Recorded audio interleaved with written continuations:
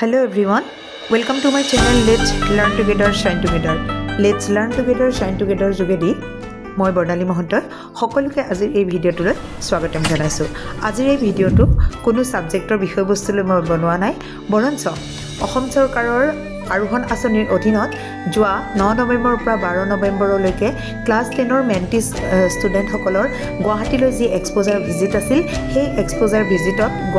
যোৰহাট ডিষ্ট্ৰিক্টৰ পৰা মই গাইড টিচাৰ হিচাপে যাবলৈ মই সুযোগ লাভ কৰিছিলোঁ। আৰু এই গাইড টিচাৰ হিচাপে যাওঁতে এই 3টা দিনত মোৰ হোৱা অভিজ্ঞতা, অনুভৱ আৰু কিছু স্মৃতিক সামৰি মই এই ভিডিঅ'টো প্ৰস্তুত কৰিছোঁ। এইখিনিতে মই আমাৰ যোৰহাট জিলাৰ সমূহ বিষয়ববীয়া ইয়াৰ লগত জড়িত সকলোকে মই ধন্যবাদ জ্ঞাপন কৰিছোঁ, তেওঁলোকে মোক এই সুযোগ প্ৰদান কৰাৰ কাৰণে।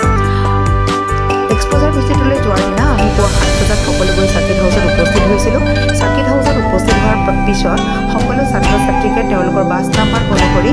লাইনত থিয় কৰাই দিয়া হৈছিল। আমাৰ যোৰহাটৰ পৰা সৰ্বমুঠ 6খন বাছ গৈছিল। 6খন বাছৰে মোৰ বাছ নাম্বাৰ আছিল 3 আৰু আমাৰ বাছত সৰ্বমুঠ 27 গৰাকী ছাত্ৰী আছিল যদিও এগৰাকী অনুপস্থিত আছিল। গতিকে মোৰ বাছত আছিল 26 গৰাকী ছাত্ৰী, 3জন বাছৰ সহায়ক ড্ৰাইভাৰকে ধৰি আৰু এগৰাকী মহিলা ছিকিউৰিটি, তেওঁৰ নাম আছিল উমা প্ৰধান। এইদৰে আমি বাছৰ সকলো ছাত্ৰীসকলক ঠিক কৰি লোৱাৰ পিছত সকলোকে পুৱাৰ ব্ৰেকফাষ্ট প্ৰদান কৰা হৈছিল আৰু ব্ৰেকফাষ্ট লৈ আমি সকলো এটি আনন্দ মনেৰে গুৱাহাটী অভিমুখে বাছত উঠিলোগৈ। গতিকে ছাত্ৰ ছাত্ৰীসকল, আমি যিসকল ছাত্ৰ ছাত্ৰী এই আৰোহণ এক্সপ'জাৰ ভিজিটৰ অংশীদাৰ হ'বলৈ নাপালোঁ, আজি এই ভিডিঅ'টোৰ যোগেদি আমিও সেই সুখৰ স্মৃতিৰ আৰু অভিজ্ঞতাৰ অংশীদাৰ হওঁ। 9 তাৰিখৰ দিনা সন্ধিয়া প্ৰায় 6:30 বজাত আমি গৈ Indian institute of technology Guwahati, চমুকৈ গুৱাহাটী IITত আমি উপস্থিত হওঁ। তাতে সকলোৰে থকাৰ ব্যৱস্থা কৰা হয়। ছাত্ৰীসকলক আমাৰ দিচাং হোষ্টেল, ছাত্ৰসকলক অতিথি গেষ্ট হাউচ আৰু লগতে আমি যোৱা সকলো অফিচিয়েলছক গেষ্ট হাউচত থাকিবলৈ দিয়া হয়। আমাৰ দ্বিতীয় দিনৰ কাৰ্যসূচীত থাকে IIT campus visit, Guwahati AIIMS visit, biotech park Guwahati visit, Guwahati planetarium আৰু ষ্টেট মিউজিয়াম। এই গোটেই কাৰ্যসূচীলৈ আমাৰ ডে'টো আৰম্ভ হয়। আমি পুৱা সোনকালে উঠি 7টা বজাতে আমি তাতে ৰেডি হওঁ, কাৰণ তেওঁলোকৰ টাইম শ্বিডিউল অতি পাংচুৱেল আৰু আমি 7টাৰ পৰা 8টা বজাৰ ভিতৰত আমি ব্ৰেকফাষ্ট কৰিব লাগে। গতিকে সোনকালে শুই উঠি পুৱা 7 বজাত আমি এইদৰে গেষ্ট হাউচত ৰেডি হৈ প্ৰথমে আমি ব্ৰেকফাষ্ট কৰিবলৈ যাওঁ। আমাৰ ব্ৰেকফাষ্ট হৈছিল সুবনশিৰি নামৰ এটা হোষ্টেলত আৰু ব্ৰেকফাষ্ট কৰাৰ পিছত আমি ছাত্ৰীসকলক লৈ আমাৰ গন্তব্যস্থানলৈ বুলি ৰাওনা হওঁ। প্ৰথমে আমাক লৈ যোৱা হয় স্পৰ্টছ আৰু য়োগা বিভাগৰ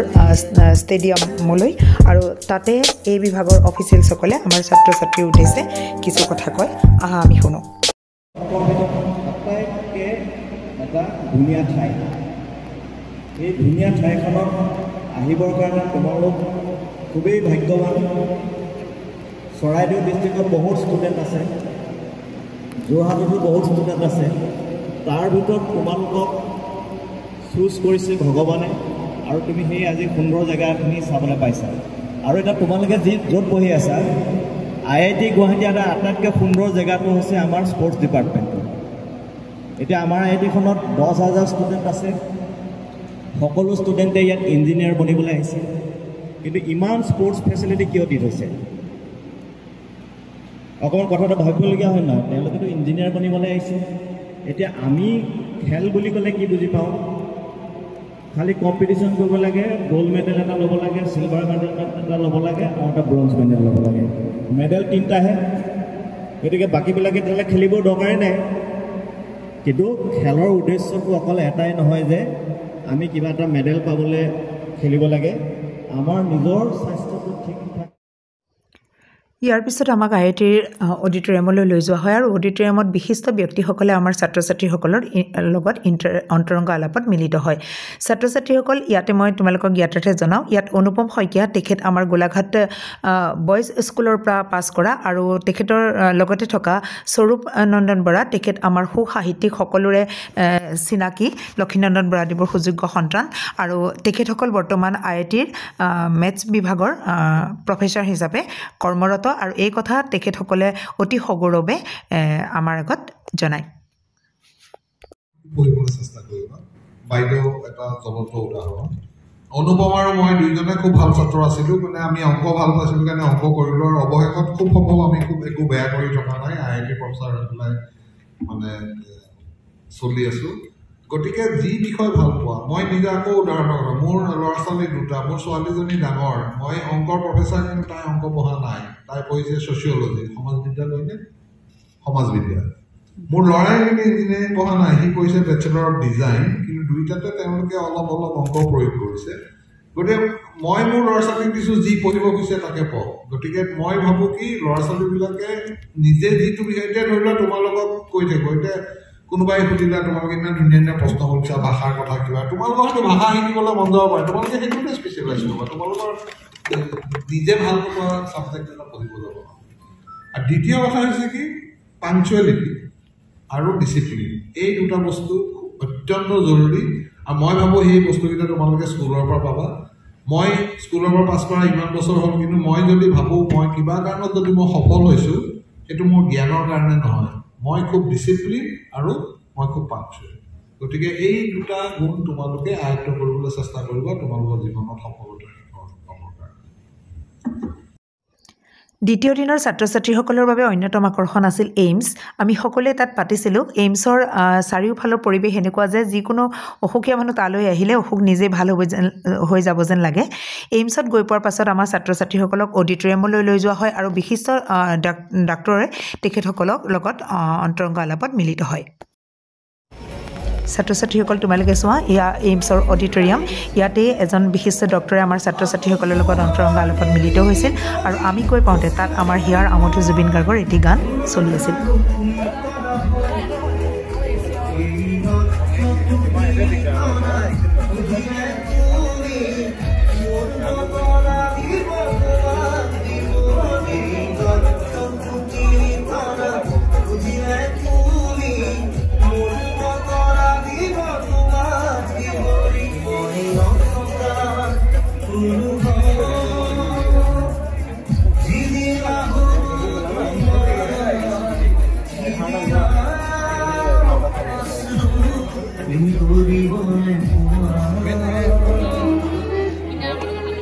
ছাত্ৰ ছাত্ৰীসকলে ইয়াতে অডিটৰিয়ামত তেখেতসকলে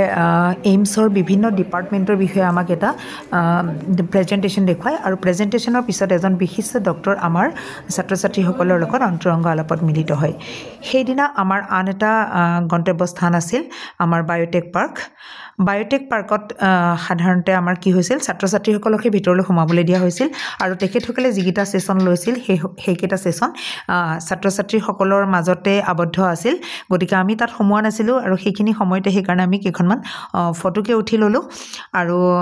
ছাত্ৰ ছাত্ৰীসকল মই ভাবোঁ অকণমান ইয়াৰ পৰা যথেষ্ট উপকৃত নিশ্চয় তেখেতসকল হৈছে বুলি মই আশা কৰিছোঁ IIT কেম্পাছতে লাঞ্চ কৰাৰ পাছত আমাৰ দুটা ডেষ্টিনেশ্যন বাকী আছিল প্ৰথমে আমি গ'লোঁ গুৱাহাটী প্লেনেটৰিয়ামলৈ আমাৰ গুৱাহাটীত সেইদিনা খুব ভিৰ আছিল আৰু গুৱাহাটীত ভিৰ থকাৰ বাবে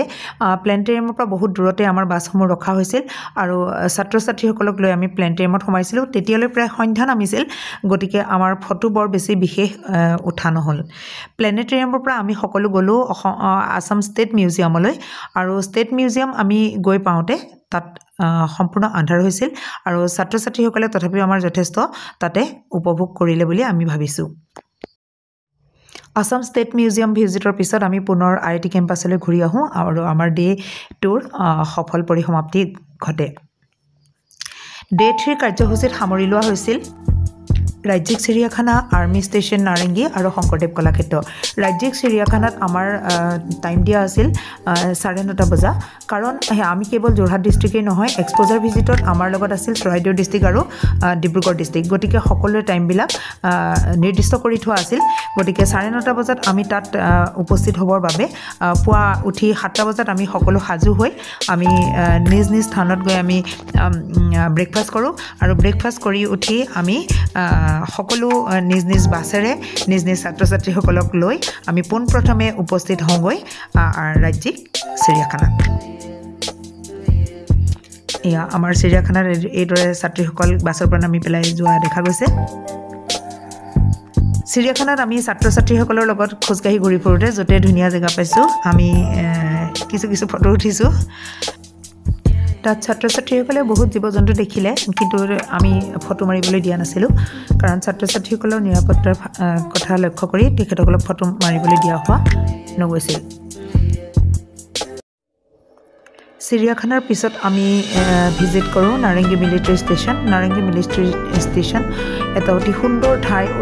আমি সকলোৱে জানো ডিফেন্সৰ যিবিলাক এৰিয়া সেইবিলাক অতি সুন্দৰ আৰু বহুত ডিচিপ্লিন ইয়াত অকণমান ভিডিঅ' কৰি থৈছিলোঁ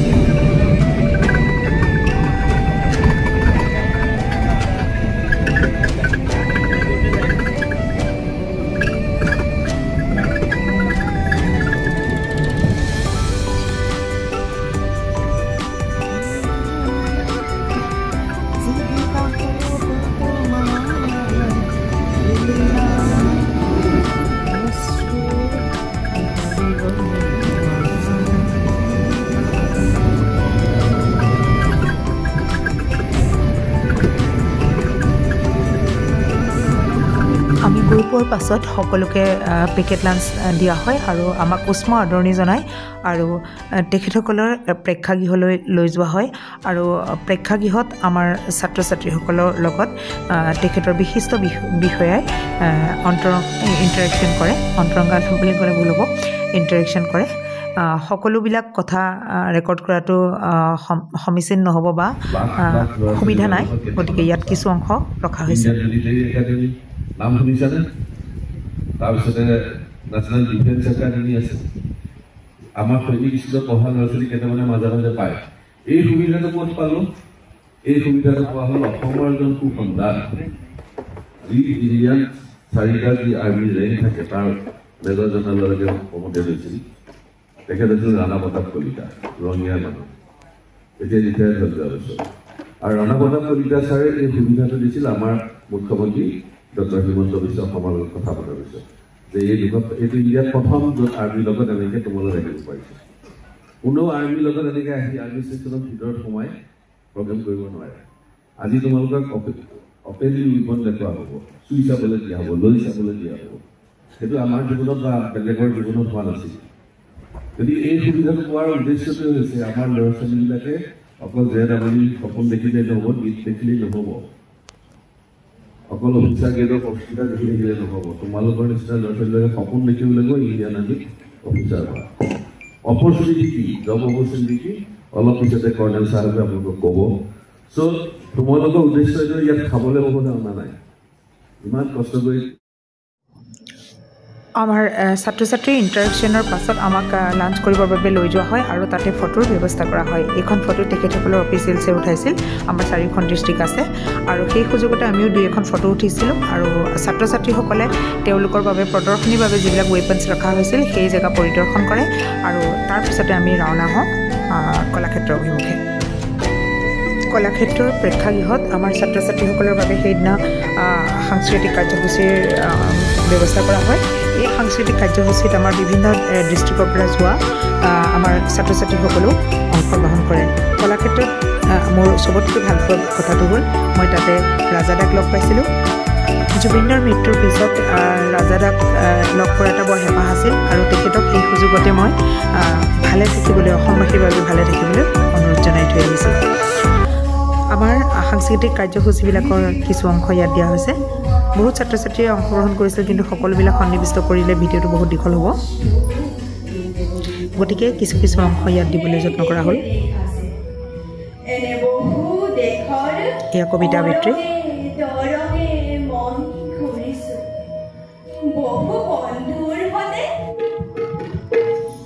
গুৰুজনাৰ অপূৰ্ব সৃষ্টি খোলবাদন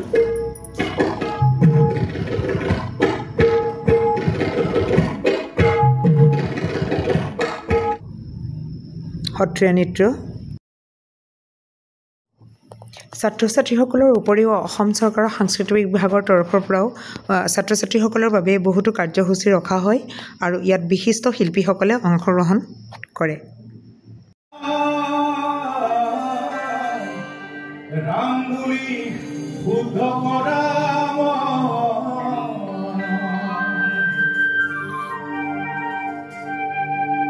শংকৰ দেৱে না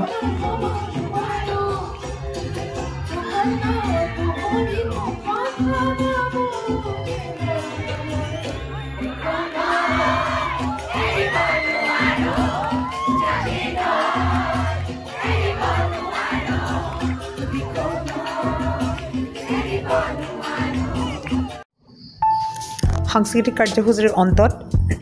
কলাক্ষেত্ৰতে আমি সকলোৱে ৰাতিৰ আহাৰ গ্ৰহণ কৰোঁ আৰু ৰাতিৰ আহাৰ গ্ৰহণ কৰাৰ পিছত আমি সকলোৱে কলাক্ষেত্ৰৰ পৰা আকৌ IIT কেম্পাছলৈ বুলি যাত্ৰা আৰম্ভ কৰোঁ আৰু ইয়াতে আমাৰ ডে 3ৰ সফল পৰিসমাপ্তি ঘটে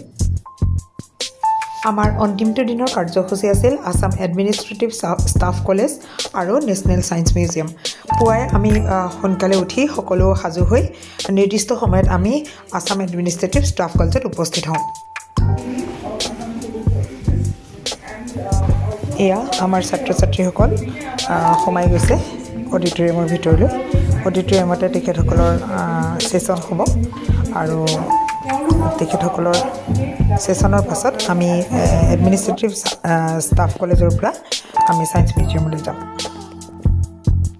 বুলজিৎ বুঢ়াগোহাঁইৰ লগত তেখেতসকলৰ এটা সুন্দৰ ছেছন হ'ল ইয়াতে এই ছেছনৰ পিছতে এতিয়া সকলোবিলাক আমি আগবাঢ়িম ছায়েন্স মিউজিয়ামলৈ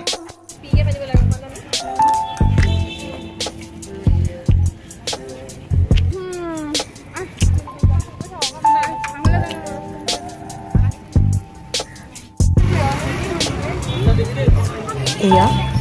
আমি নেশ্যনেল ছায়েন্স মিউজিয়ামত ছায়েন্স চেণ্টাৰত আমি প্ৰৱেশ কৰিছোঁ তোমালোকে দেখিছা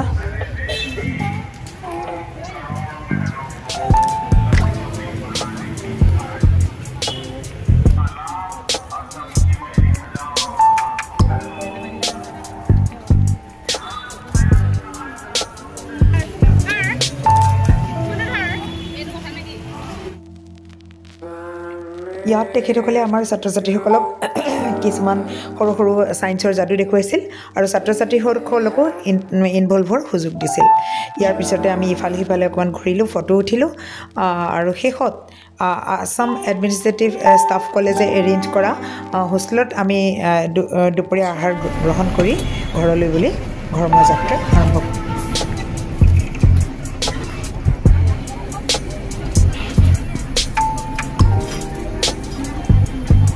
আহি থকাৰ বাটত আমি যেতিয়া সোণাপুৰ পাইছিলোঁহি আমাৰ সকলোৰে মৰমৰ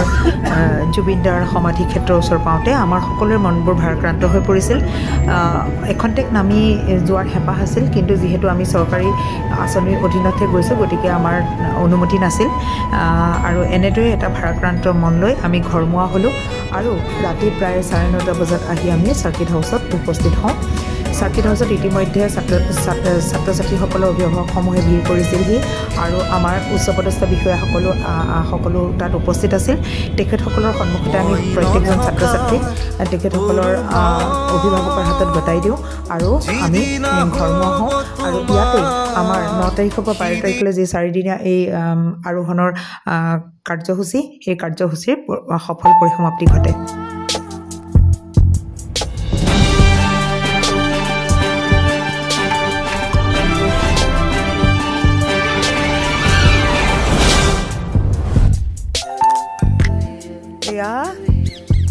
আমাৰ গাড়ী পাৰ্কিং একো নাই লুকাই থাকিলে সেইজনী আমাৰ মিটু এয়া আমাৰ কৰবী আমি চব যোৰহাটৰ আৰু কৈ থকাজনী মই বৰ্ণালী ইয়াত আমাৰ গাড়ী আছে এইফালেদি গৈ ওপৰলৈ উঠি সেইটো আমাৰ গেষ্ট হাউচ কিন্তু আমাৰ খোৱা তাত নহয় এয়া আমি ধৰি ৰখা কিছু সময়ৰ স্মৃতি এয়া খুব সুন্দৰ দৃশ্য IIT কেম্পাছ আমি গোটেই কেম্পাছটো ভিজিট কৰি ইমানখিনি ল'বলৈ সক্ষম নহ'লোঁ তথাপিতো আমাৰ ষ্টুডেণ্টসকল আৰু গাৰ্জেনৰ জ্ঞাতাৰ্থে জনাইছোঁ এয়া আমি দেখিছে এইটো আছিল আমাৰ গেষ্ট হাউচৰ পৰা আমি এইফালেদি আহি এইটোৱেদি এয়া গৈ আছে আমাৰ আগত গৈ আছে সেয়া মিটু আৰু আমাৰ কৰবী এয়া পিছফালেদি আমাৰ আহি আছে পূৰ্ণিমা বাইদেউ আৰু এয়া আমাৰ হেড বাইদেউ নৱন্যা বাইদেউ আমাৰ তেখেত যিহেতু হেড গতিকে আমাৰ ছিনিয়ৰ আৰু আমি হেড বাইদেউ বুলি বিশেষ এটা তেখেতক আমি আসন দিছোঁ এইটো এটা সুন্দৰ পুখুৰী এইফালে আমি গৈ আছোঁ সুবনশিৰি হোষ্টেললৈ আৰু সুবনশিৰি হোষ্টেলতে আমাৰ মৰ্ণিং আমাৰ ব্ৰেকফাষ্ট হ'ব বাইদেউ এইফালে এবাৰ ঘূৰি দিয়ক সকলোৱে বেকফুটত গৈছে ৱাও বহুত ধুনীয়া হৈছে আমি আৰু বাকী দৃশ্যাংশ দেখাবলৈ আমি যত্ন কৰিম তোমালোকে সবেই মোক চিনি পাইছা মই তোমালোকৰ বৰ্ণালী মেম আৰোহণৰ গ্ৰুপত মই আহিছিলোঁ গতিকে মই অকণমান মেমৰি ইয়াতে ৰাখিছোঁ আৰু এই মেমৰিখিনি মই তোমালোকলৈ পৰৱৰ্তী সময়ত আগবঢ়াম আমাৰ আহকচোন গ্ৰুপটো এয়া আমাৰ আৰোহণৰ আমি 5 গৰাকী লেডি টিচাৰ আমি গেষ্ট হাউচত আছিলোঁ এফালৰ পৰাই আমি টু কৰবী মই নৱন্তা বাইদেউ এয়া পূৰ্ণিমা বাইদেউ আমি সকলোৱে আজি আমাৰ শেষৰটো দিন আৰু শেষৰটো দিনত আমি অকণমান কেম্পাছ দেখাবলৈ যত্ন কৰিছোঁ ইয়াত ছাত্ৰ ছাত্ৰীসকল তোমালোকে ইয়াত দেখিছা আমি যিটো বাইলেনেৰে আহিলোঁ সেইটো আমাৰ 1 ৱে আছিলে দেখিলা ইয়াত এতিয়া আমাৰ এয়া মিটুৱে ফটো উঠাবলৈ যত্ন কৰি আছে আমি ইয়াতো এটা পজ দিব লাগিব নহ'লে তাই বেয়া পাব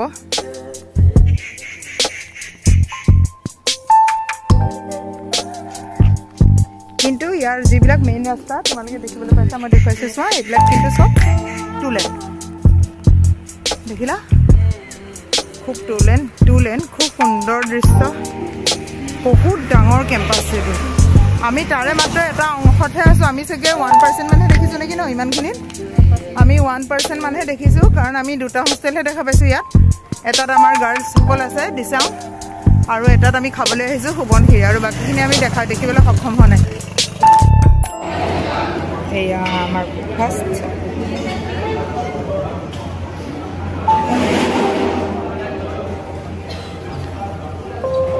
এয়া আমাৰ সুবনশিৰি হোষ্টেলৰ ডাইনিং হল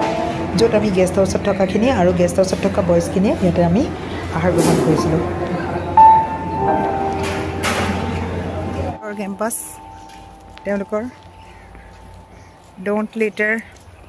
ইউজ ডাষ্টবিন আৰু ক'তো তুমি একো লেতেৰা নোপোৱা আমি সুবনশিৰিৰ পৰা ওলাইছোঁ এতিয়া আমি বাছলৈ যাম এয়া আমি ওলাইছোঁ এতিয়া আমাৰ বাছ পাৰ্কিঙৰ পৰা এতিয়া আমাৰ ছোৱালীখিনি আছে দিচাঙত আমি ছোৱালীখিনি উঠামগৈ IITৰ খুব সুন্দৰ দৃশ্য আমি অলৰেডি কৈছোঁ 1% মানহে আমি দেখা পাইছোঁ কাৰণ আমাৰ য'ত ত'ত যাবলৈ আমাৰ হেৰি নাই অনুমতি নাই এয়া খুব সুন্দৰ এইফালে গৈ আমাৰ আগলৈ আমাৰ গাৰ্লছ আছে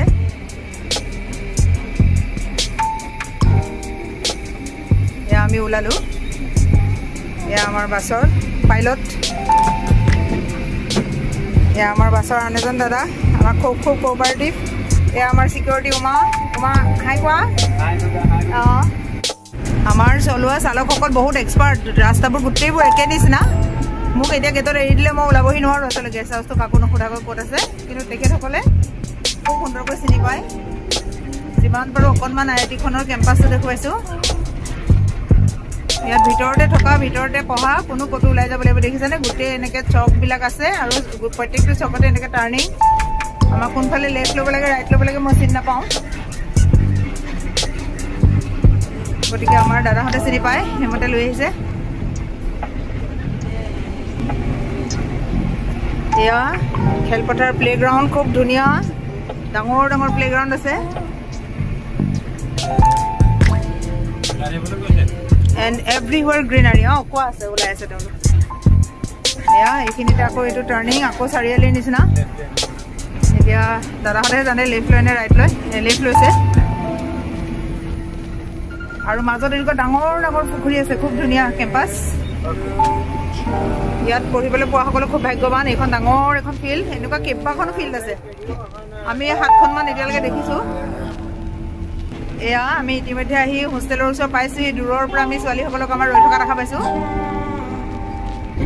এতিয়া আমাৰ টোটেল 6খন বাছ আহিছে 6খন বাছত গতিকে আপোনালোকে দেখিলে আমি থকাৰ জেগাৰ পৰা ছোৱালীসকল থকা জেগালৈ যথেষ্ট দূৰ ইয়াত ট্ৰেফিকো যথেষ্ট কটকটীয়া আহোঁ বুলিলে কোনো আহিব নোৱাৰে ইয়াত ছোৱালীসকল ৰৈ আছে আমি এতিয়া তেওঁলোকক বাছ অনুযায়ী আমি গাড়ীত উঠাম 1 মিনিট ৰ'বা 3 নম্বৰ ৰ'বা দেই এয়া আমাৰ 3 নম্বৰ বাছত যোৱা 3 নম্বৰ বাছৰ ছাত্ৰ ছাত্ৰীসকল এনেকৈ তেওঁলোক প্ৰত্যেকদিনা আমি আহি তেওঁলোকক লওঁ তাৰপিছত আমি লোৱাৰ পিছত আমি বহাৰ পিছত তেওঁলোকৰ আমি গন্তি কৰোঁ বেলেগ বাছৰ ছাত্ৰীসকল ইয়াত ৰৈ আছে আপোনালোকে দেখা পাব এইটো তেওঁলোকৰ হোষ্টেল এইটো হোষ্টেলত তেওঁলোক আছিল তেওঁলোকৰ হোষ্টেলৰ নাম হৈছে দিচাং ন তোমালোক থকাটো দিচাং এওঁলোকৰ খোৱা জেগা একে ঠাইতে সেইকাৰণে সিহঁতৰ ভাল আমি খোৱা জেগালৈ বহুত দূৰ খোজকাঢ়ি যাব লাগে আমাৰ প্ৰতিটো ষ্টেচনতে আমি উঠা আৰু নমাৰ আগত আটাইতকৈ মহত্বপূৰ্ণ কাম আমাৰ ছোৱালীসকলৰ মাথা গন্তি কৰা সকলো উঠিছেনে নাই আমাৰ বাছত 26 জনী আছে এয়া 1 2 3 4 5 6 7 8 9 10 11 12 13 14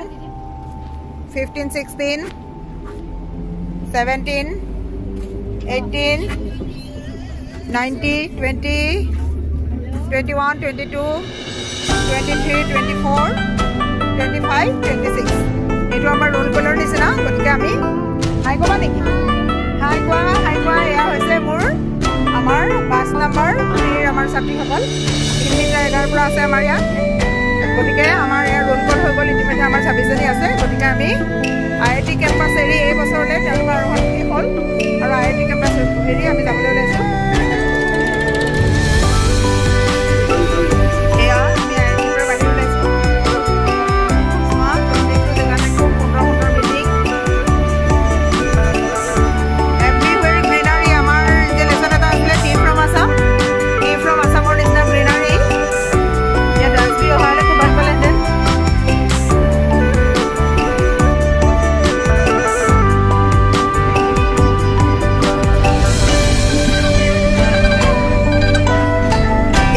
এটা পুখুৰী পাইছোঁ এনেকুৱা প্ৰত্যেকটো জেগাতে আমাৰ বহুত পুখুৰী আমি দেখি আহিছোঁ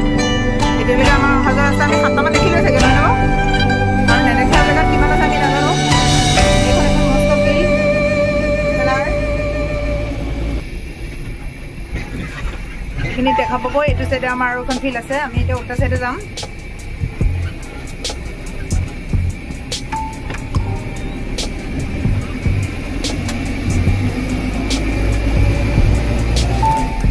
আমাৰ সকলো অভিজ্ঞতা খুব ধুনীয়া আছিলে খালি গাড়ীখনত আমি মিউজিক চিষ্টেম এটা অকণমান মিছ কৰিলোঁ দাদাই ক'লে মিউজিক চিষ্টেম খুলিয়ে পেলালে বোলে যদি সেইটো ব্যৱস্থা কৰি আনিলেহেঁতেন আমাৰ আমি আৰু অকণমান গাড়ীতে আমি অলপ নাচোন বাগুন দিবলৈ পাৰিলোঁহেঁতেন এতিয়া সেইটো সম্ভৱ হৈ নুঠিল আৰু এয়া আমাৰ প্ৰাকৃতিক সৌন্দৰ্যৰে ভৰপূৰ অসমৰ এক অন্যতম জেগা এইখিনিত আমি আকৌ এটা চক পালোঁহি এইফালে কেনি যায় মই নাজানো দেই মোক ইয়াত দিলে মই সোমাই যাওঁতে ইটা থৈ যাব লাগিব ইটাই আহি থাকিব লাগিব নহ'লে চিনি নাপাম দাদাহঁতে কেনেকৈ মনত ৰাখিছে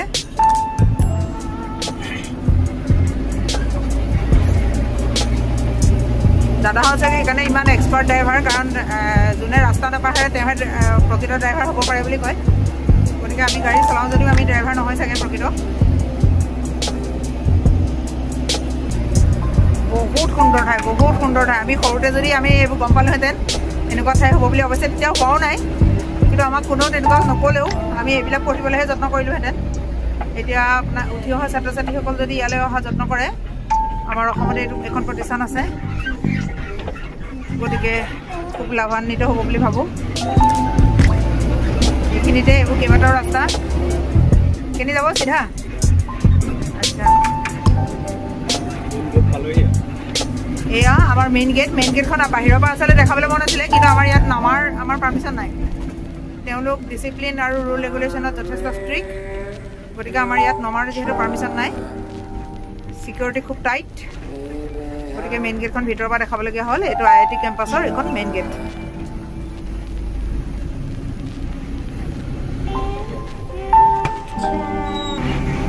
আমি IIT কেম্পাছৰ পৰা বাহিৰ ওলালোঁ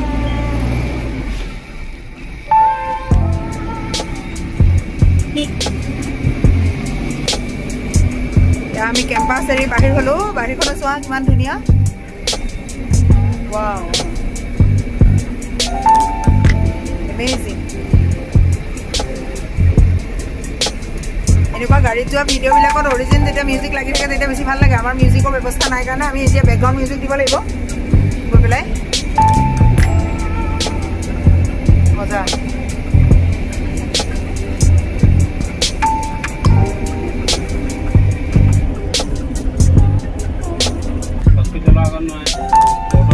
এতিয়া আমি আহি এয়া উঠিলোহি য'ৰ পৰা আমি টাৰ্ণ লৈছিলোঁ এইটো ৰাস্তা এতিয়া লেফ্টেৰে গৈ আমি ডাইৰেক্ট শৰাইঘাট পাম আমি যদি ৰাইটলৈ যাওঁগৈ আমি তেজপুৰ পাম এইটো আছে হয় নাই তেজপুৰ মঙলদৈ পাঠশালা এইবিলাক জেগা পাব বাইহাটা এতিয়া আমি গুৱাহাটী অভিমুখে আমি গৈ জালুকবাৰী চক পাম আৰু এইফালেদি গৈ আমাৰ ইতিহাস প্ৰসিদ্ধ আমাৰ শৰাইঘাট দলং আছে আমি অকণমান দেখুৱাম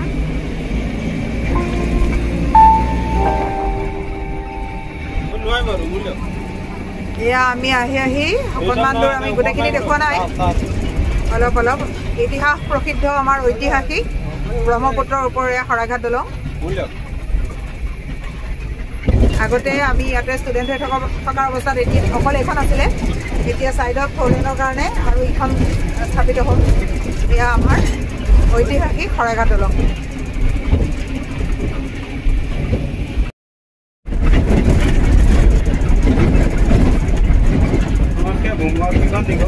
দীঘল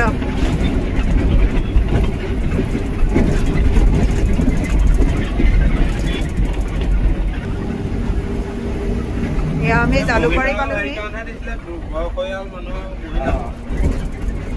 এইটো আমাৰ ইউনিভাৰ্চিটিলৈ যোৱা ৰাস্তা